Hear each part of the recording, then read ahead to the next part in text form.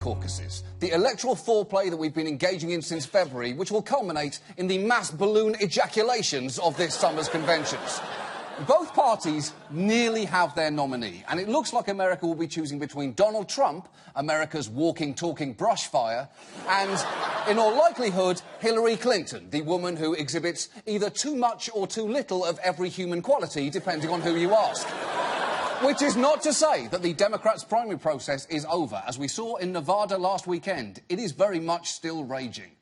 This is ridiculous. This whole process has been screwed up. Emotions ran high at the Democratic State Convention in Las Vegas after Hillary Clinton took more delegate wins than Bernie Sanders Saturday. Holy shit! Usually when a crowd is that angry in Vegas, it's because they just realised there are no elephants in Cirque du Soleil, just a bunch of terrifying nightmare perverts. But it is not just Nevada that has caused frustration over how delegates are assigned. Throughout this process, thanks to an odd quirk in the Democrat system, there have been news reports like this.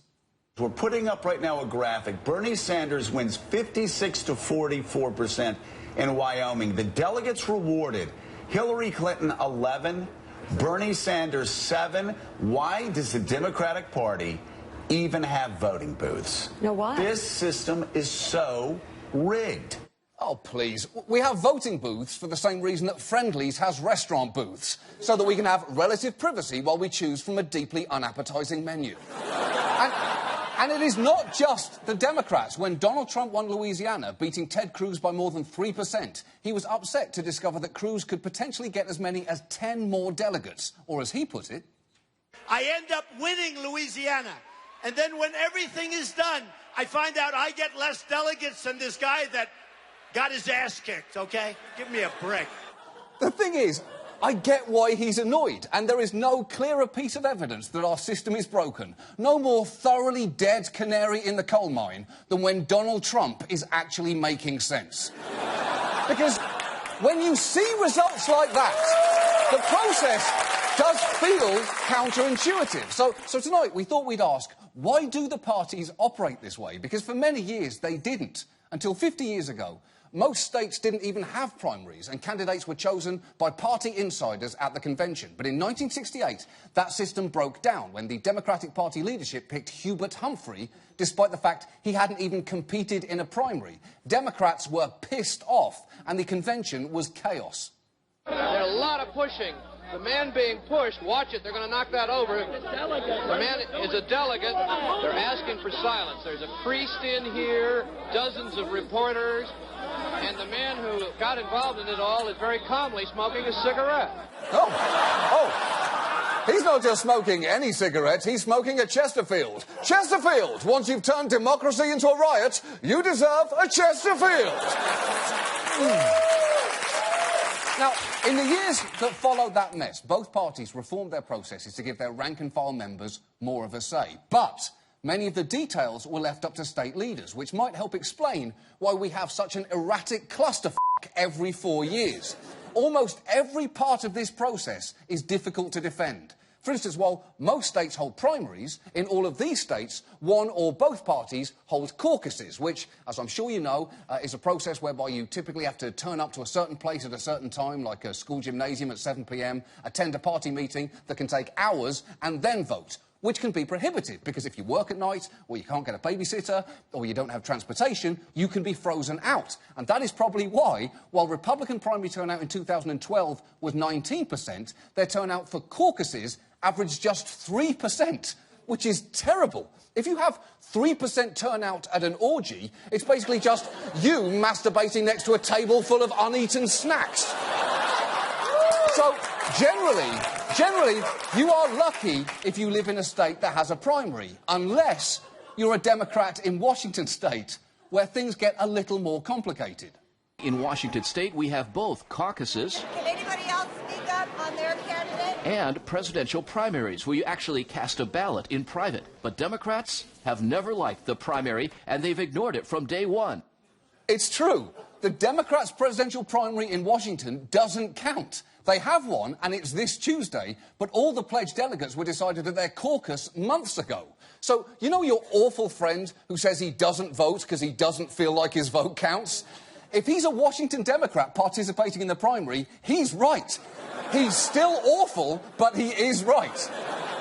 And then there's the problem of how the delegates get divided up, which is key, because remember, you're not directly voting for a candidate. You're voting to help determine the delegates who will attend the National Party convention and vote for a candidate on your behalf. And some states have even more steps in between. Just look at what led up to last weekend's events in Nevada. They had a caucus back in February, which Hillary Clinton won. But that caucus only determined 23 out of their 35 regular delegates. As for the remaining 12, those were decided by delegates at the state convention, who were chosen by the delegates at county conventions in April, who were chosen in those February caucuses, which, remember, Hillary won. Now, unfortunately for her, at those county conventions, more Bernie supporters showed up, so they had an advantage going into the state convention, although by that time, Hillary supporters had realised what was happening and had managed to mobilise their turnout, putting numbers in that room basically even, at which point both sides began fighting to disqualify one another's delegates over technicalities such as failing to register as Democrats by May the 1st,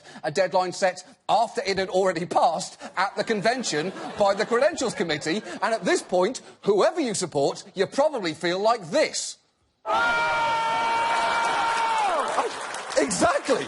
I just don't know if there's a better summation of this entire primary process so far than that sound. Now, for the record, PolitiFact looked into the charges of rigging in Nevada and found no clear evidence the state party hijacked the process. And you can disagree with that, as I am sure Bernie supporters will in the comment section below this video, alongside hurtful remarks about my personal appearance, like, oh, look, it's British Millhouse.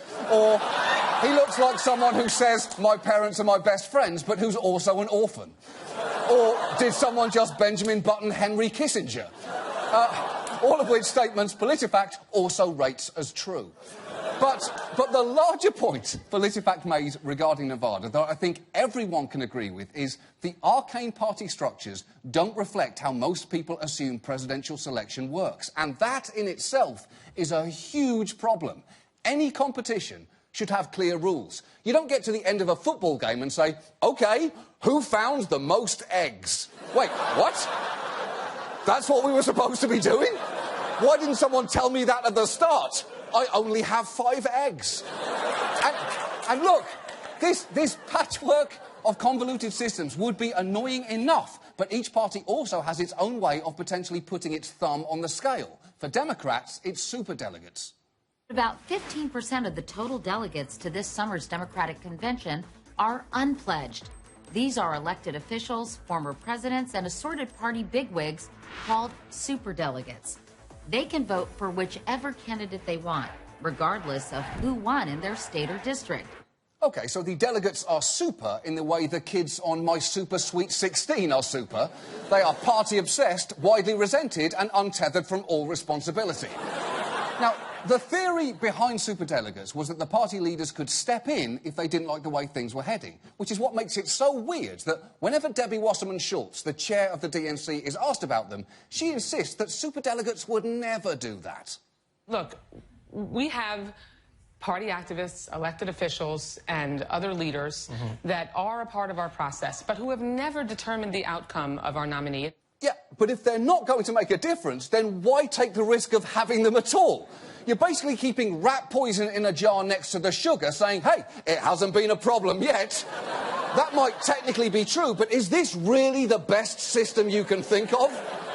Meanwhile, Republicans have their own way of diluting the power of primary votes. In many states, delegates are only required to reflect their state's choice in the first round of convention voting. After that, they become unbound delegates and can vote for whomever they want. And Pennsylvania takes this even further. Out of their 71 delegates, 54 are completely unbound, even on the first ballot. And while these delegates are elected by voters, those voters may not know what they're actually voting for.